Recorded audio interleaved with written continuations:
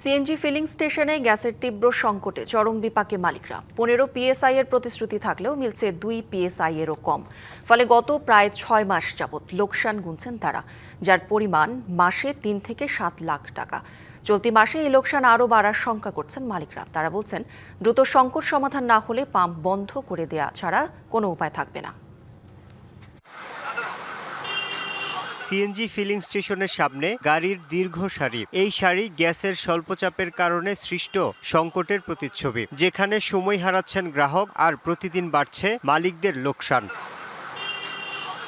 সরকারের সঙ্গে চুক্তি অনুযায়ী 15 পিএসআই চাপের গ্যাস পাওয়ার কথা। গত প্রায় 6 থেকে 7 মাস ধরে অধিকাংশ স্টেশনে গ্যাসের চাপ 2 পিএসআই এরও কম।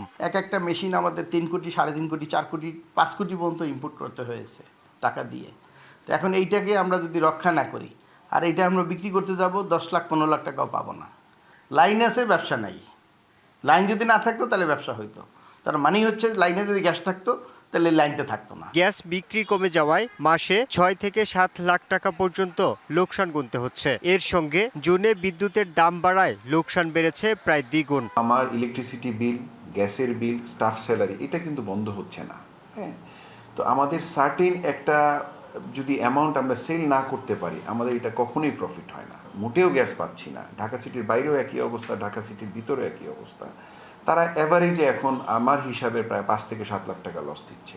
বাংলা কিউআর, যেখানে নগদ পেমেন্ট সেখানে। সারা দেশে 10 লাখেরও বেশি মার্চেন্টে নগদে পেমেন্ট করুন খুব সহজে। পরিস্থিতি আরও জটিল হয়ে ওঠে মহেশখালীর একটি ভাসমান এলএনজি টার্মিনাল বিকল হওয়ার পর। গত 10-12 দিন ধরে গ্যাসের চাপ অনেক জায়গায় 1 পিএসআই এরও নিচে। আমার যে মেশিনটা আছে এটা ইটালির একটা মেশিন, এটা 2.5 হইলেও মেশিন চলে, কিন্তু 2-এর নিচে যখন নেমে যায় মেশিন আর স্টার্ট হয় না। আমি সামান্য কিছু গ্যাস পাই, কিন্তু আমার বিদ্যুৎ খরচ একই হচ্ছে। তো গত কয়েকদিন যাবত ক্রাইসিস যেটা যাচ্ছে, এই ক্রাইসিসে আমরা যে গত বেশ কিছুদিন লস হচ্ছে, এই মাসে লসটা ভয়াবহ আকার ধারণ করবে। তাদের আশঙ্কা, পরিস্থিতি আরও নাজুক হলে এই খাতের সঙ্গে প্রত্যক্ষ পরোক্ষভাবে যুক্ত লাখ লাখ মানুষের কর্মসংস্থান হুমকির মুখে পড়বে। একই সঙ্গে পরিবহন খাতে বাড়বে অস্থিরতা। এটা যদি বন্ধ হয়ে যায়, এই 3 লাখ লোকের কিন্তু খাবার বন্ধ হয়ে যাবে। Yusuf Rana, DBC news, Dhaka.